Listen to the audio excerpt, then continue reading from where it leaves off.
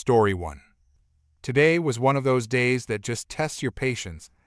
After a long, exhausting day with my wife and kid in his stroller, I just wanted to get home. I was already running on low energy, but of course, life had to throw a little extra at us. The first bus arrives, but nope, we can't get on because the stroller spots are taken. So now we're stuck waiting another half hour, the kids starting to squirm, and my desire to just be home growing with every passing minute. Finally, the next bus comes along. It's fairly crowded, but I only see one stroller, so I ask the driver if we can get on. He says there's a spot available. Relief. We step inside only to run straight into her. A woman in her 50s, comfortably seated on the foldable bench in the designated area. The kind of seat that's only meant to be used when the bus isn't full. Around her, shopping bags stacked up like furniture, taking over the space. I move in with a stroller, expecting some kind of reaction. Nothing. Okay, fair enough, sometimes people get distracted and need a little nudge. So I do the obvious. Point out that this is the reserved area and we need to park the stroller properly. And that's when the fun begins. At first, she ignores me. Not even an acknowledgement. Then, when I directly address her, she acts annoyed, shuffles some of her bags around but barely makes space. The gap she leaves is barely enough to shove the stroller in. Definitely not in the safe position. It needs to be in case of a sudden stop. Now I'm tired. I already had to let the last bus go. I don't have the patience for this. I keep it polite, but I make it clear she has to move. Probably came out a bit sharper than I intended, but honestly, I wasn't in the mood for diplomacy anymore. She resists, complains, talks about how she has her groceries, how the bus is already packed, how I should just deal with the space she generously left. I push back. We go back and forth until finally, the driver steps in. He announces loudly enough for the whole bus to hear that if the stroller isn't positioned correctly, he can't drive, and that she either moves or gets off. That changes everything. Suddenly, I'm no longer just some stroller guy annoying her. Now, she's the reason the bus isn't moving, and the whole crowd is watching. With dramatic frustration, she snatches up her bags, squeezes herself into whatever space she can find, and of course starts mumbling about how unfair this all is. Loud enough for everyone to hear, hoping for sympathy. But no one bites. In fact, what she got were nasty looks, which eventually shut her up.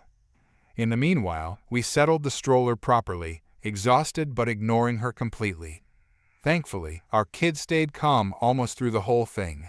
The last 5 minutes he started being noisy, but luckily we managed to half-handle the situation until we finally reached our stop. Story 2. This happened about 3 years ago on a particularly hot and sticky August day. The air conditioning was on full blast inside the Dollar General, but it did little to combat the heat other than to make the situation somewhat bearable. No one in the line of 7 or 8 people was really complaining though, as we stood sweating and quietly talking amongst ourselves. The lone cashier was working as hard as she could, but it was clear she was tired and more than a little overwhelmed. My mother and I were third in line when the double doors slid open, allowing a massive wave of heat to roll in. It was as if the gates of hell itself had opened, and from these gates emerged Karen. She stomped into the store, as if to see where us poor mortals shopped, and glanced briefly at the line before turning and disappearing down an aisle, with only the slapping of her overpriced sandals announcing her departure. A few minutes later, she returned with a few items in her arms. As I saw her approach the front of the line, I assumed she was going to ask if she could get in front of someone as she only had a few things. Unfortunately, I was giving Karen far too much credit. She walked up until she was standing almost shoulder to shoulder with the first person in line before suddenly calling out to the cashier. Note, conversations aren't exact. "Oh, hello. How are you? I haven't seen you since you last visited my church." Her voice was very loud, and she had this annoying tendency to stretch out certain words. The cashier looked up as if surprised and blinked a few times before managing a brief, tired smile. "I'm fine," she said, "just busy." I took that as the cashier trying to politely say she wasn't able to really talk. That was her meaning. However, it was entirely lost on Karen. "I know what you mean," Karen said. "My husband just bought this brand new RV for our vacation. But, of course, all the packing is left up to me." She began to complain while simultaneously describing all the features of the RV. By the time she was finished, half of the people in that line could have probably picked that vehicle out of an RV lineup. She also complained about her upcoming vacation and referred to it as tiring. Allow me to reiterate. She was complaining about a vacation to a cashier who was undoubtedly desperate for a break. Karen had just moved on to complain how her son expected her to bring the snacks for soccer practice when the first person in line paid for their groceries. As they started to walk away, the guy directly in front of Mom and me stepped forward to check out. That's when Karen leaped like a drunken gazelle in an attempt to get in front of him. "Excuse me," he said. She looked at him, batted her eyelashes, and flashed a smile so fake that somewhere a used car salesman probably shed a tear of joy. "I didn't see you there," she said. "Well, I'm here," he replied as he put his stuff on the counter and the cashier started to scan his items. Karen stepped back. Her bottom lip protrudes slightly like a petulant toddler who had just been told no for the first time. But she still hadn't moved towards the back of the line. I whispered to Mom, "She's going to try that again." Mom gave me a wicked smile and whispered back, "Do you want to let her go in front of us?" I said that I didn't, so Mom moved to stand in front of the cart. Karen had started to inch closer once again, so that she was nearly rubbing shoulders with Mom. The man in front of us finished, and, as suspected, Karen tried to jump in front of us. Mom immediately said, "I'm next in line." Karen didn't try batting her eyes at Mom, but her voice was dripping with faux innocence when she said, "I didn't know there was a line." Mom pointed to the end of the line. "There's a line, and it ends back there." With that, she started putting our stuff on the counter. Seemingly defeated, Karen slunk to the back of the line. No one let her in front of them. As the cashier continued to ring up our items, I could have swore I saw the faintest ghost of a smile. Story 3. Background info. I live by a river, and every now and again, the ski club there hosts events like open days or concerts, parties. They also have a small caravan park for people to stay. Now and again, some kids staying over or whose parents are at an event will go on a climbing frame that is in an unfenced part of our garden. Although there are signs saying it's private property, we aren't too bothered as there aren't many, and they aren't too loud. Recently, they hosted the Village Beer Festival, and it ended up being very popular. This meant so many parents decided to take their kids to the ski club for the day. On that morning, I was woken up by dozens of high-pitched screams and looked out of my window to see what was going on. To my surprise, there were about 20 kids all playing on my climbing frame out in the garden. I realized what had happened and was furious. All the parents had left the kids at our climbing frame to entertain themselves while they all got drunk. I was furious. First, we decided to flip over my climbing frame as a passive-aggressive way of saying get lost. But soon after, they flipped it back over, almost destroying our fence in the process, and continued to drive us all slowly insane. We decided we needed to do something drastic, and I called my friend who was good at destroying things. He rushed over with some basic tools, screwdriver, Allen key ect, and we began to disassemble the climbing frame. We got bored of just unscrewing it all, and most of the bolts were all rusty, so we started breaking it and snapping bits off. This was when most parents came to see what we were doing. They were all mainly decent people and were just worried about us potentially being vandals. So when they realized that it was ours, they apologized and left. All but one. Enter entitled mom. Although I thought entitled moms were more of an American thing, I was surprised to see how much she resembled a classic entitled mom. That trademark haircut, annoying grainy voice, and yes, she was entitled. Cast is the entitled mom, my epic but overly sarcastic friend, me and my mom. Entitled mom says, clutching her son, Excuse me, what are you vandals doing? Epic friend. Dismantling our climbing frame if it isn't a problem to you. Are you criminals trying to say you own this climbing frame that belongs to the ski club? I escort her to the sign saying private property. Me, see, it's ours. She couldn't easily humbly say sorry and accept she was wrong, so she continues to pick a fight. Entitled mom, well, why have you just ruined my child's fun? The child couldn't care less, and all the other children's fun. Because they are distracting us and it's private property, and you should have thought about that before bringing your child to a beer festival. Well, you should fix it before I call the police on you. Epic friend. Oh, I'm so sorry the officer didn't arrest me for destroying my friend's climbing frame.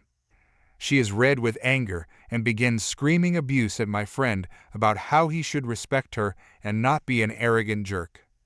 All the while I was calling my house phone from my mobile, waiting for my parents to pick up when finally my mom answered.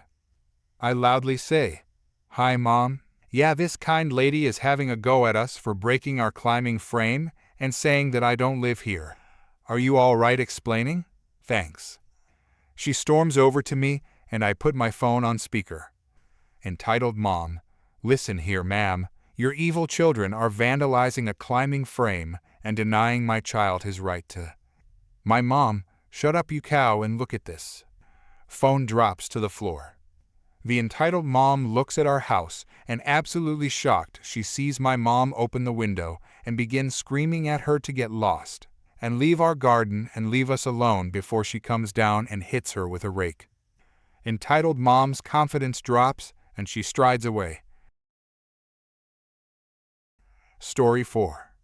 My brother's major downhill spiral started with jealousy over my house, but it only got worse from there. He started smoking marijuana more heavily and drinking harder. That combination made him increasingly aggressive and volatile. He got into a fight outside of a bar for reasons I still don't know, but he ended up getting thoroughly beaten. Eventually, he found out his ex had been seeing someone else, and ironically, that someone was another friend of mine, which was news to me. But it's not like he wasn't around my brother's ex a fair bit. They're both fairly social people and had been friends for years. Once the secret was out, he confessed to me that it wasn't planned. But my brother's ex, Sarah, not her real name, and my friend just connected one day about a year ago. This sort of thing can only happen in a town like ours. I admit, Sarah is very beautiful, but I've always seen her as more of a big sister figure ever since she started dating my brother back in high school, so I never thought of getting involved with her myself. She kept her new relationship a secret for some time. I didn't even know until someone else let it slip, and word traveled fast. When my brother found out, that was the last straw for him mentally. My brother had been hoping for years that Sarah would take him back, but there was no such luck. When he lost his composure over the fact that my friend was dating Sarah, he started looking for the poor guy. My friend is not a fighter and describes himself as a beanpole, so that's what I'll call him. Sarah seems to like beanpole because he's everything my brother is not. He's not particularly brave and came to me when he found out my brother was looking for him. He also has a very distinctively painted car, so he's easy to spot. My brother eventually heard that Beanpole was at my place, and he came roaring down the street in his truck. When my brother arrived at my house, he started yelling and banging on my door because he wanted to confront Beanpole. When I refused to let him in, he attacked me. We ended up having a brawl right there on my front lawn. I want to say I won, but the fight only stopped when one of my friend tenants yelled that he was going to call the police. I took the opportunity to punch my brother while he was distracted and told him to never come back to my house again. I warned him that if he ever tried to hurt Beanpole again, he'd end up in the hospital with 2 broken legs. This was backed up by my other friends and tenants who were there. My brother may be reckless, but even he knew it wasn't wise to anger my entire friend group. So he picked himself up and started to leave. But he clearly looked like he wanted to do something to my truck. He stopped and just stood there, staring at it with his hands in his pockets, like he was debating whether to scratch the paint with his keys. I yelled out that I had surveillance cameras, but then he turned around, pulled his pants partway down and started rubbing his backside on the passenger side door of my truck.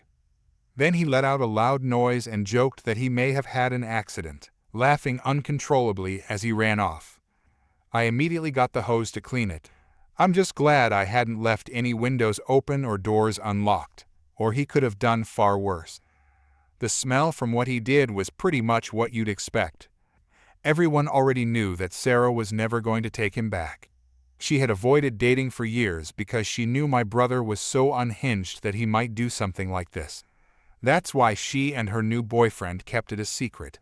I went inside to ice my bruises and call Sarah, but my brother was already calling and texting her over and over again.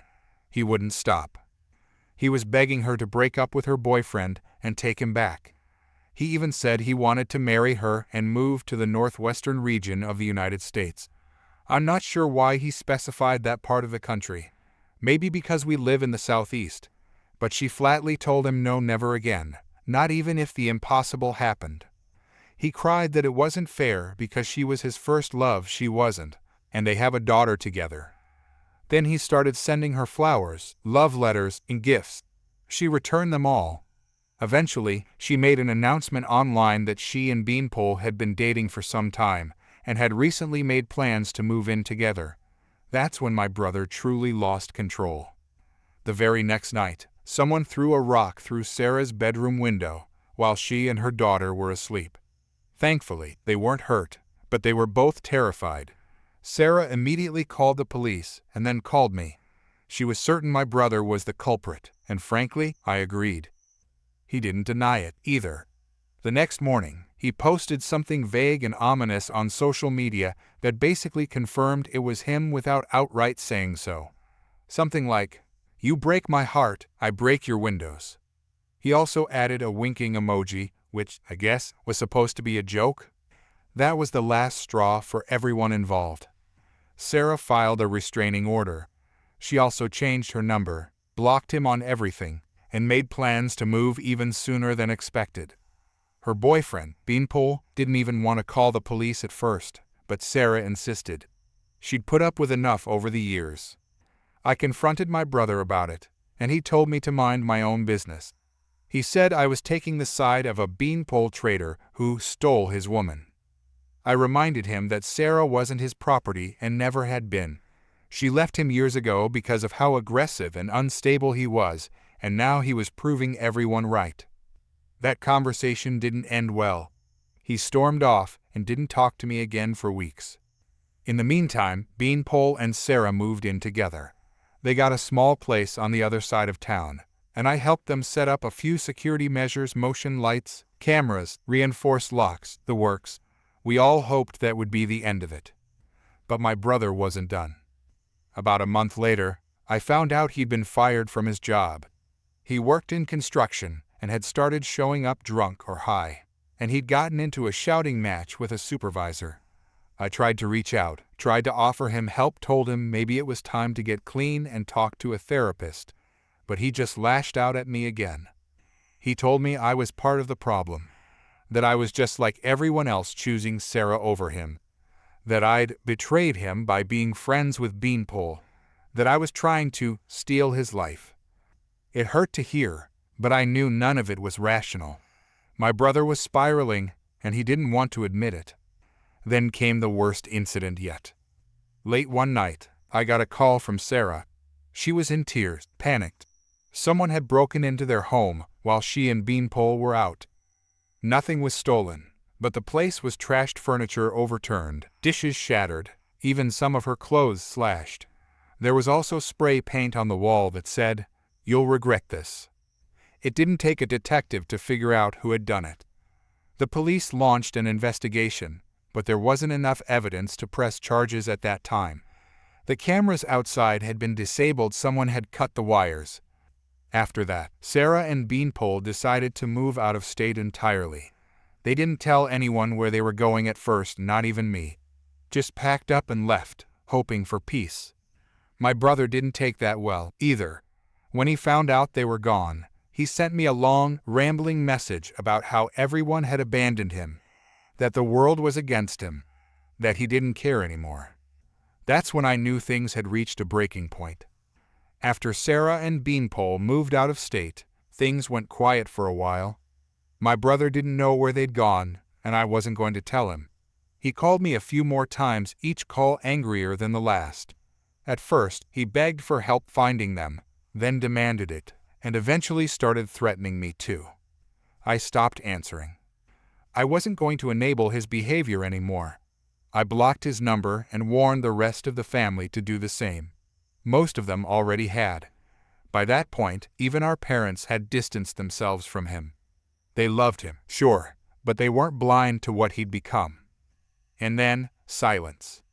Weeks passed, then months. No more cryptic posts. No more confrontations. No news. I'll admit, part of me hoped he'd finally hit rock bottom and started getting help. That maybe he'd checked himself into rehab or found some kind of support group. I even thought about trying to reach out again, just to check in. But then the cops showed up at my door. Apparently, he'd been arrested for trespassing, and not just on anyone's property. He'd driven out of state, somehow tracked down where Sarah and Beanpole were living, and tried to break into their garage. Their neighbor saw him lurking around and called the police. He had a knife on him when they caught him. They arrested him on the spot. Sarah called me after it happened. She was shaken, of course. Beanpole was furious. But mostly, she sounded tired. Tired of living in fear, tired of worrying that he'd show up again. They pressed charges this time. They weren't going to let it slide anymore. My brother was held without bail due to the severity of the situation. At his court hearing, he looked hollow, like a shell of the guy I used to know. He didn't say much, just stared at the floor while his public defender did all the talking. The judge ordered a psych evaluation. Turns out, he'd been struggling with severe untreated mental health issues, possibly exacerbated by substance abuse. He was deemed a danger to others and to himself. He was placed in a secure facility for mandatory treatment. I think part of him was actually relieved, like he finally didn't have to keep fighting the world anymore. That was the last time I saw him. He's still in treatment, from what I've been told. I send letters, sometimes short ones. Just updates, small stuff. I don't know if he reads them. He never writes back. Sarah and Beanpole got married last fall. I flew out to the wedding. It was small, intimate, and beautiful. Her daughter looked so happy, like a completely different kid compared to the one who used to flinch every time someone raised their voice. As for me, I'm still here, still processing everything. It's hard, watching someone you love self-destruct. Even harder when that destruction hurts people you care about. But sometimes, protecting others means letting go of the person you thought your loved one could be and accepting who they've become. I hope he finds peace, I really do. But I also hope he stays far away from the people who've finally found theirs. Story 5. This was in the last throes of the analog mid-90s. Fax machines, FedEx, dial-up computing, and voicemail were the most common business tools. I was a young regional sales manager for a major branded consumer product. I covered the grocery class of trade in 11 western states. My division worked out of Chicago, and I had a home office on the West Coast. I had made my reputation by typically making my quota and keeping costs within budget. I would get reassigned to struggling markets, and more often than not, I would usually make my sales number. Nothing too fancy, I just figured where the best opportunities were and concentrated on them. In those days, we had something called Market Development Funds, MDF, or as we called it, Making Days Fun in the time before such things were deemed illegal. It was money we could literally use for almost anything you could imagine. Wining and dining, sending buyers to the Super Bowl, taking them on market research trips. I once took 6 honchos for a weekend of fishing in Mexico. As long as you had the receipts and your boss knew, except in cases where they specifically asked not to know, we were free to spend money as we saw fit. This was old-school Mad Men-style slush funds, all tax-deductible. Typically, the MDF money was 2% of your total annual gross sales and was use it or lose it, meaning it had to be spent because it wouldn't roll over. I always had some left over. As a team player, I would let my boss, Sasquatch, know so he could use it. No big deal. Towards the end of the year, my weekly FedEx pack from the company started including sign-offs for payments to a supplier I had never heard of before. What was weird is they were for a demo company that wasn't one of my regional suppliers. If you have ever been offered a sample or a coupon in a grocery store, that was a demo company. I called the broker agent in that market and learned that they had never used the company or even heard of them. I finally figured out that they were from Sasquatch and that he had thrown them in with my other sign-offs. I called him and asked if he knew what they were. He said that they should be assigned to my MDF and not to worry about them. This was a little unusual because demos would normally be taken out of other monies or came down from marketing. Whatever, I signed off on them. Hung out to dry. About 3 months later, I was called into HQ for a meeting where I was told I was being transferred to a market that I had never worked before and would be required to relocate. At the time, my wife was pregnant. Read her pro-revenge story in my feed. And we just started an extensive remodel on our newly purchased house. The company had some relocation benefits, but it was just too hectic to pull up roots and move to the southeast. I declined the offer and was told that I could look for another job within the company or receive a severance package. I wound up taking the severance. The truth comes to light. Several months later, one of my ex-coworkers told me that my region had been taken over by one of Sasquatch's past work associates who he managed to get hired in my spot, and that the region was tanking. Badly. Nothing made sense. Why was I terminated and then replaced by someone who lived in another city and who couldn't do the job? I started to think in my naivety that I may have put a target on my back. After some research and digging, which was much harder before the internet, I learned that the demo company billing the MDF was based in my ex-boss's previous city and was just a post office box, a telephone, and a DBA registered by. The new person in my job, I later found out it was his girlfriend. I was livid. Like most people, I tend to plan revenge in my head, but never really go through with it. Most of the time, it's a coping mechanism and not very useful in moving on past being wronged. But this was so egregious, so uncalled for, and so disruptive to my life that I felt I had to get even. My plan evolved to take this guy down. Whatever the time it took, whatever the cost in lives or money, I was going to get this jerk. I may have been able to rat him out to the company, but they might have dismissed my complaint as coming from a disgruntled ex-employee with an axe to grind. The hook. I decided that I was going to approach the guy as a phony recruiter. Not just a guy collecting resumes, but as a retained corporate headhunter, someone paid to onboard people for big jobs. I had spent a year early in my career working for a super exclusive headhunting firm and knew exactly what transpired in the process. My subterfuge required international telexes, phony letterhead, faked English accents, and overseas friends to do my bidding. Sasquatch was obsessed with expensive watches and golf. He played regularly and watched pro golf both on TV and live. He would incessantly chatter on about both subjects.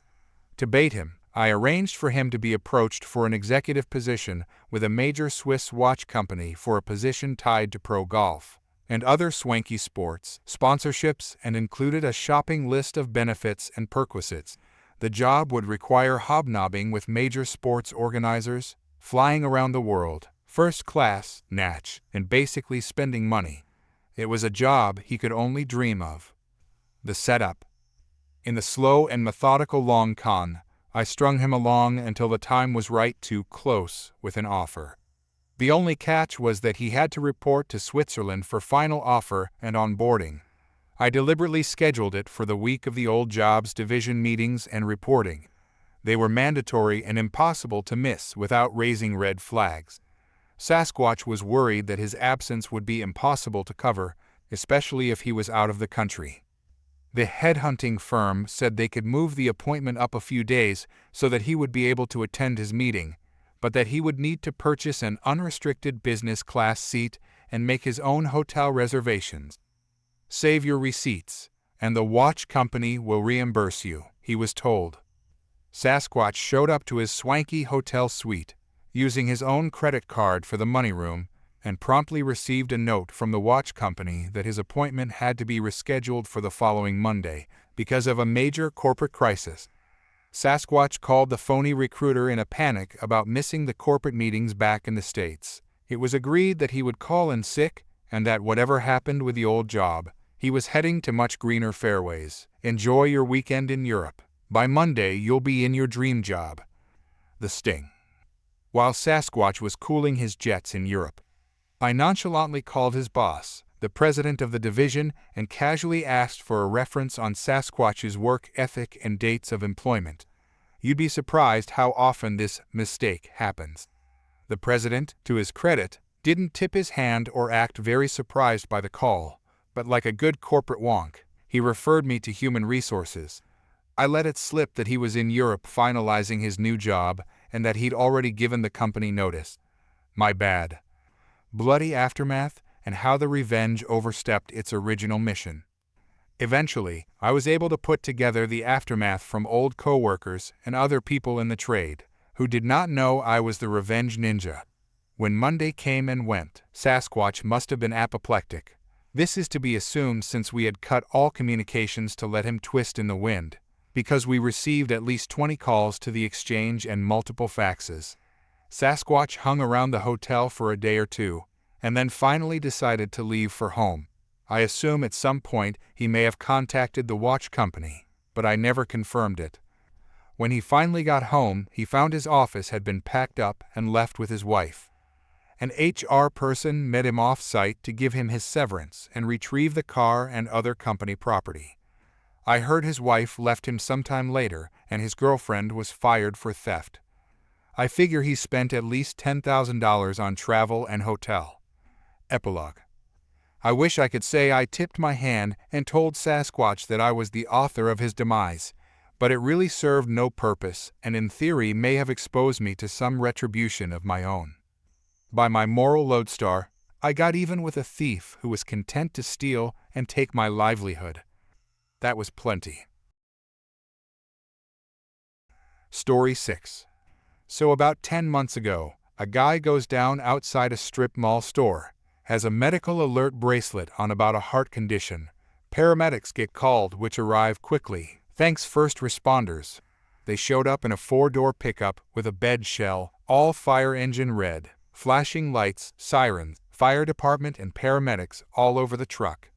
They jump out and start hooking this guy up to the blood pressure cuff, sticking the heart monitor pads to him, etc. Karen rolls up behind the paramedic's truck and starts screaming that the truck cut her off at the intersection, with lights and sirens. Then she demands the paramedic look at her as she melts down while he is starting CPR on the victim.